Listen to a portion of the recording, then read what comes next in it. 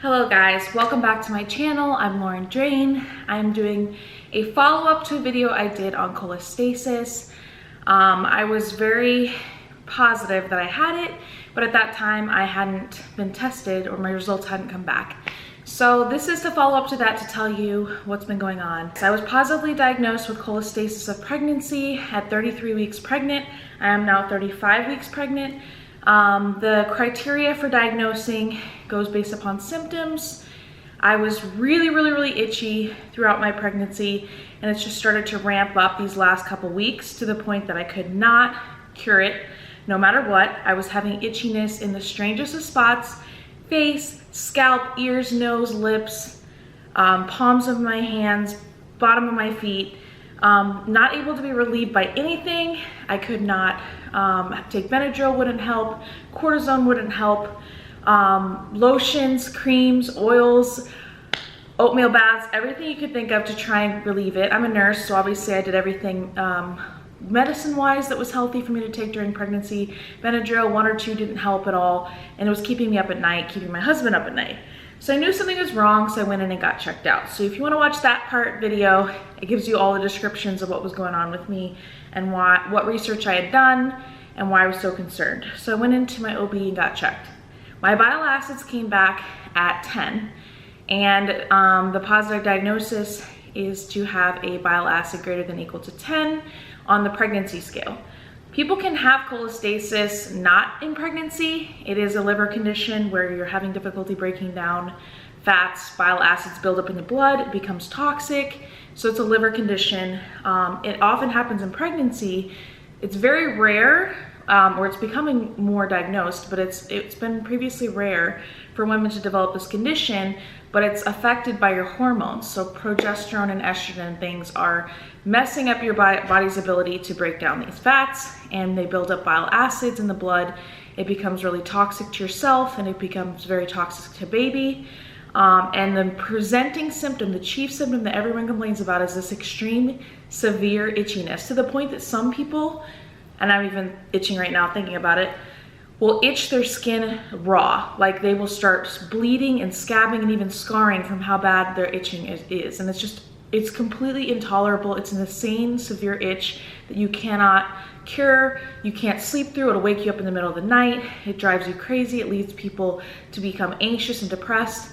And you know, the thing is, during pregnancy, sometimes, especially if it's your first, you might not know that that's not normal, and it might be something you need to report to your doctor and ask about, instead of maybe just assuming that because you're pregnant, your skin is stretching, you're getting swollen, you're gaining weight, that your body's changing and it's just another kind of pregnancy symptom, which pregnancy, you know, itching can be just a pregnancy symptom. But if it's extreme and incurable and driving you insane, definitely ask your doctor. So I asked my OB, we got checked, my bile acids were positive.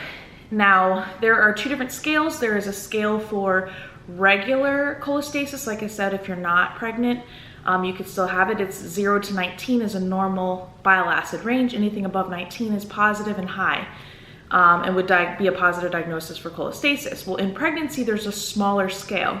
There's like 0 to 7 or 8 is normal, and anything above 8 is positive. So a 10 is a strong positive or a mild positive, but it is positive to be diagnosed. So I did have it.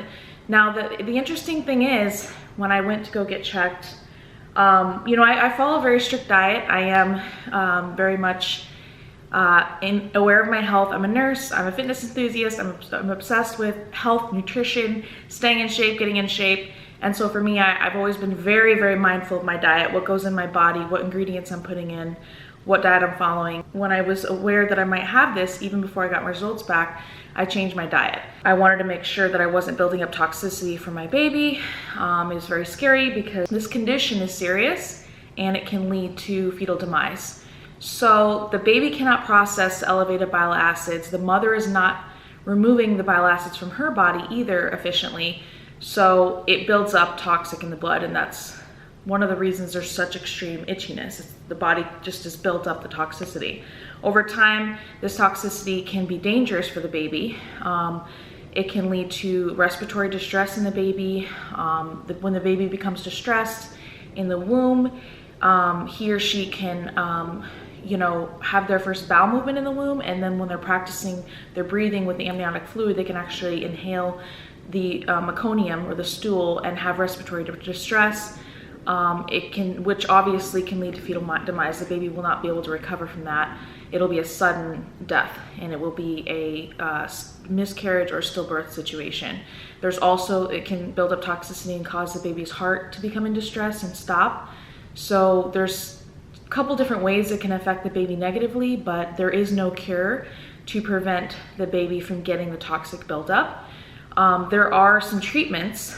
And, you know, I did this research before I even found out I had it, so I immediately was on top of knowing what to ask my doctor and knowing what to expect if I did have it. And the treatment is a medication called ursodiol. It helps reduce the bile acids in the blood. It doesn't completely eliminate the bile acids. They still will build up in the body because of the pregnancy hormones affecting in the way that they're affecting the mother. And it's, you know, usually this is a genetic thing. It's passed on through genetics, and there's nothing really you can do to prevent it otherwise. So, you know, there's nothing I've done per se that has caused this. It's not from my workouts. It's not from my diet. It's not from anything, you know, it's passed on through genetics. If you have it with one pregnancy, you'll have it with the rest of your pregnancies. Most likely it'll develop at some point. Usually the classic symptoms showed up in the 3rd trimester, and that was the case for me. I definitely remember a couple of times when I was extremely itchy in the beginning, but I really wasn't thinking anything of it. It's my first pregnancy. You know, all the different symptoms you have throughout pregnancy, everything's kind of a shock to you anyways. So I just kind of, you know, didn't even mention it to my doctor. But it wasn't until the last few weeks, probably like 30+ weeks, that I noticed this itching was insane. It was happening at the end of the day. A lot of times it was like cyclical. It would happen like right when the sun went down, all of a sudden I would get this rush of itchiness. It would definitely get worse even at night. Like after I go to bed, I would wake up itching. It would also feel very associated with what I was eating. And prior to pregnancy, I was following a lot of keto diet approaches. That I was eating like keto-friendly foods and keto-friendly recipes. And so, you know, I was very fond of some of those meals. And I would notice that, like, with elevated saturated fats, I was feeling even worse with my condition. So obviously I started modifying my diet as soon as I found out. For modifying your diet, that saturated fats and concentrated sweets, you want to get rid of that. You want to get rid of processed meats, any meats that are processed, high animal fats, that you want to reduce. Cane sugar, corn syrup, you want to reduce. Any dairy, all of that I had to eliminate. And I noticed a positive correlation, like a direct correlation between eating those foods and feeling itchy afterwards. Within like 40 minutes to an hour, I would feel itchy. So I was able to kind of self-diagnose myself that way as well. So I took it extremely seriously from the second that I had symptoms, from the second that I did my research, to basically self-diagnose myself. Being a nurse, I kind of went crazy with the research and what I could do to try and help manage the situation, given the fact that it's so serious and my daughter's life, you know, is at stake, and her well-being, and whether or not it's getting toxic for her. So my doctor did recommend that I see a fetal maternal specialist. That's a high-risk pregnancy doctor, to follow me for the rest of my pregnancy. And the fetal maternal specialist knows about this. She's had several cases, but it's very rarely diagnosed. I think a lot more women have it than are being diagnosed, because I've talked to, when I put out on my Instagram and social media, I had a flood of inbox in my DMs of women telling me they either experienced this or they had someone they knew who experienced this. Whether they were diagnosed or not, they had the exact same symptoms. I've had women that I've reached out to through support groups that have lost their babies, and they know for a fact that they had this condition, whether they checked the bile acids before or after. So like I said, it's very serious, and that's why I made my original videos, to make women aware that this is a condition. Even though it's rare, it needs to be looked into more. It needs to be checked up on, because bile acids are not too commonly checked during pregnancy. That's something they usually wait for until someone complains of extreme itchiness. The treatment plan for me and my daughter, we are doing weekly non-fetal stress tests. We are checking how my daughter responds to variability of her heart rate. So they put me on a monitor for a good 20 minutes. They check and see how her heart rate is going up and down and fluctuating on its own without being stressed, and how it fluctuates up and down as she moves, so they could track that and see her moving, and that her heart rate accelerates, you know, as it's supposed to, and it's not dipping down too low. If at any point her heart rate dips down low or it doesn't look like she has good variability, it's not like sustaining in the range it's supposed to sustain, I guess it's like 120s to 160s, then they start to look at whether or not her heart is tolerating it, or if she's starting to be in distress. So that's one of the main things they do for women, is to check their fetal non-stress test either weekly or bi-weekly to make sure baby's okay and that toxicity has not built up. They also put me on a medication called ursodiol, which is a medication that reduces bile salt, should reduce my bile salts so that she doesn't get as much to her. That's 3 times a day medication. And the thing is, they are not able to positively correlate the itchiness with how high your bile acids. Some women are extremely itchy and they have a bile acid like a 10 or 11 or 12. Some women aren't as itchy, and their bile acids are extremely high. So there's not enough research to determine if the bile acids are associated with the itchiness and the toxicity of all of those are directly correlated, or if they're somewhat, you know, correlated.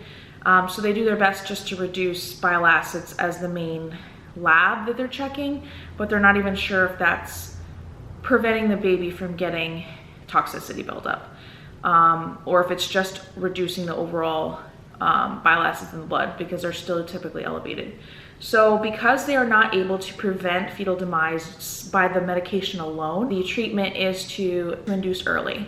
And the research has shown, all the studies that they've done on this so far, is that there is an increased risk of, you know, fetal demise, stillbirth from week 37 on. So all the way to term, there's a higher risk each week that there will be this fetal demise, fetal distress. So because of that, 37 weeks is a viable age for the baby, a fetal age for them to survive on the outside. Their respiratory systems develop, they're able to feed. All of their organs and functions are developed at that age. They are an early full term, but they are full term. So the course of action is to deliver early, so induce at 37 weeks, even if the numbers are very mild, even if the bile acids are 10, 11, 12, something mild, because the risk goes up every single week, and bile acids can actually jump up in a matter of hours. So if I get my bile acids checked today and it's a 10, it could literally go up to 40 or 50 in 6 or 8 hours, because we haven't checked it in 6 hours. So it's a very variable number. It can fluctuate throughout the day, it can fluctuate with hormones, it can fluctuate with diet, and they're not even sure all the things it can fluctuate with. If there's a positive diagnosis, even a mild one, the course of action is to treat, to protect the baby, to make sure the baby's safe, deliver early, get the baby out, make sure they're not going to be exposed to further toxins. Especially towards the end of pregnancy, your hormones are starting to go up and up and up. It would increase the risk by leaving baby inside till full term. You know, I've been on the forums and things, and the women that have had this condition, almost all the babies do very, very well being induced at 36 weeks, 37, even at 35 weeks. You know, the women with very severe cases, they have severe is like greater than 40 bile acids, like extremely severe is like greater than 100, and greater than 100, they would send you to the hospital, put you on a heart monitor, check the baby, and probably deliver right then and there. Some women do have the issue where their bile acids are so high that they have to induce very early. It could be 34 weeks, 35, it could be less than that, because at the end of the day, there's no way to prevent the toxicity to the baby. By the time you see that the heart is not responding appropriately, or that you don't hear a heartbeat, or that your kick count is decreased, or the kick count is not there, it's too late, there's nothing to do. So even though there's the monitoring that you're doing every single week with the bile acids, the fetal non-stress tests and things like that, those are only to see where you're at. They don't prevent what could happen to baby. And because of this condition, this high-risk condition, they cannot prevent what's gonna happen to baby going forward. All they're seeing is that you're okay right now. They're not seeing that you're gonna be okay tonight or tomorrow or the next day. So as you can tell, like when you only get your bile acids checked once a week, or if you only have a fetal non-stress test twice a week, even once or twice a week, those moments in between, those days in between as a mother, you're extremely anxious and concerned and worried, and is my baby okay? I'm constantly like checking like fetal kick counts. And as you get more pregnant, your fetal kick counts kind of naturally go down anyways, because there's no room for baby to move, and they're kind of crunched in there, they're kind of smushed. So whereas I would say prior to 33 weeks, probably between 30 and 33 weeks, she was moving all around, she was kicking, she was rolling, and it was very easy. I didn't even have to like push on my stomach or talk to her to stimulate her to move. She was just moving all over. And as soon as 33 weeks hit, which is when I was tested and diagnosed, you know, I barely have any room left, so I have to like constantly touch and feel, you know, talk to her and see if she's moving appropriately, at least 10 kicks in an hour. It's kind of nerve-wracking, you know, you kind of get in your head and you're like, is she moving around enough? It's a very anxious feeling. And on top of that, every time I get itchy, I worry too. Is my number high? Is my number too high? Or my bile acid is going up? Is she okay in there? As you can see, it can kind of be a very nerve-wracking situation. We're doing all that we can. My doctors are doing everything that they can. I'm at 35 weeks now, so I have 2 weeks left before 37 weeks. We haven't scheduled an induction yet, which I kind of wish that it was just scheduled, so it would be on my mind that she's okay, she's healthy, she's getting out, you know, the countdown's on, and knowing that she'll be fully healthy, viable, you know, able to survive on the outside. Because like every moment she's in there, every day she's in there is another day that she can get toxic buildup. The things that I've been doing, I've been taking the medication the doctor prescribed, the Ursidal 3 times a day, and I've completely changed my diet to the point that I'm eating everything that you're supposed to eat on this diet. I'm also following a very strict liver detox regimen with a lot of healthy vitamins, so I was going to share those with you guys so that you know. And it's severely reduced my itching, which hopefully has also kept my acids down. My first bile acid was 10, my second one was 9, that was after I was following all the detox and diet, and the third one was 10 again. So I've been keeping it very mild, and I really do think I'm attributing this to how extremely careful I've been with my diet and the liver detox vitamins that I'm taking as well as the medication the doctor's prescribed. So these are all things to help detox the liver. I have activated charcoal. I take that at night. I do omega-3s twice a day, obviously helps with inflammation. Turmeric also helps with liver detox and inflammation. I don't know if you guys can see it okay. All of these supplements that I'm showing you guys, I work with Sports Research. They have an amazing line, very highly absorbable. This is apple cider vinegar, which is also good for detox. Milk thistle is especially good for liver detox. I also am taking the Ursidal that I told you about. 300 milligrams 3 times a day, and this turmeric ginger is also something I can take. So I've pretty much been doing everything you could do to try and keep my digestive system clean and clear, and on top of that I'm following that strict diet. So I've completely eliminated, I mean at first I limited processed meats, but then I don't know if it was just my worry for her and her safety, or if I'm turned off by it because of pregnancy hormones, or a combination of both, but I can't really eat meat right now. Chicken, fish, meat, I used to eat all of those things every single day, and I can't. So I've been actually following kind of a vegan, probably more vegetarian diet. I haven't touched eggs, I haven't touched meats or dairy, and I've basically been eating vegan protein sources, like there's like a vegan chicken cutlet that I've been eating every day, a couple of those patties, and they're like they look like chicken nuggets, but they're obviously vegan. I've been eating fresh vegetables, fresh fruits, everything organic. What else am I eating every day? Some particular protein bars, which I'm guessing those are not completely vegan, but they definitely don't have concentrated sweets in them, and they definitely don't have any dairy in them as well. So I've been trying to do my very best to follow a strict diet for her and for her safety, but as you guys can tell, like there's no way to know for sure until she's delivered that she's fully safe. There have been people that have had fetal demise even with low numbers, and there's been people who've had fetal demise that their numbers were never even checked, or their symptoms weren't even that bad. So it is still nerve-wracking, it's still a little anxiety provoking to know that, you know, she's fine right now, she's moving, she kicks and rolls and things, but she, like I said, moves less than she did when she was 33 weeks or less.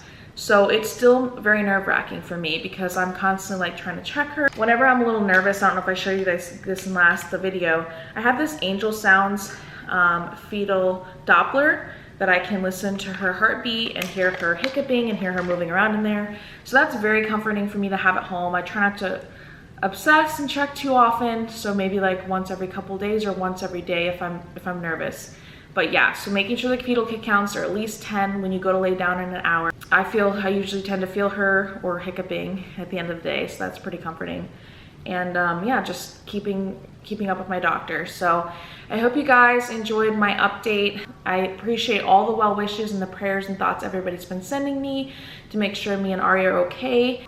I'm perfectly fine, and I'm not really worried at all about my condition, like me, myself. I don't mind itching or scratching myself, and to be honest, as soon as I started taking the medication and following the strict diet, my itching has gone down a lot to the point that I'm able to manage it. But there are still moments when it spikes, and it tends to happen at night when I'm scratching myself silly and I can't sleep, or it wakes me up out of my sleep and I'm literally scratching myself head to toe almost in tears. And the couple times that's happened, I really do think that's just related to the hormone levels because I was following a diet the whole time. So I'm okay. I don't really mind that part as much. It's more that it just makes me concerned for her when I'm itching that much and wondering, is she okay? Is she getting, you know, affected by this? Her little body in there can't handle what this is. So yeah, I really just can't wait to induce and see her and make sure she's happy and safe and healthy and here in my arms and safe, you know. It's the worst feeling in the world to think that you could be poisoning your own baby. And so I'm just trying to do everything I can to make sure she's happy, healthy, and safe. And I just cannot wait till she's here. That's why I'm hoping for early induction, and I'm really hoping that the doctors, you know, we do schedule that between 37 and 38 weeks, that we don't go too long with it. Yeah, that's the safest thing for her at this point. It's like I want her here. It's not even so much about how I feel. I just want her here safe in my arms, healthy, breathing, happy. And so yeah, that's what I'm hoping for. So if I have any other updates before that, I will let you guys know. I will be seeing the doctor, both my doctors, every single week, along with the non-fetal stress test. So I will keep you guys posted. And I'm of course plan on doing a birth vlog, so you'll get to see that and how that goes, and induction and everything like that. And there's a couple things I've been doing to prepare for as natural as possible of a delivery, but I mean, it is induction, so it's gonna go how it's gonna go and how my body responds. So I'll give you guys some updates on that as well. And thank you guys so much for watching. Comment any questions or things you'd like me to update you on below. And don't forget to give this video a big thumbs up. Subscribe to my channel so I can give you more updates and you can know what's going on with me and baby and when she's here, and my whole journey back to fitness. That's my real big passion I want to share with you guys as I progress in 2020. So thank you guys so much for watching, and take care.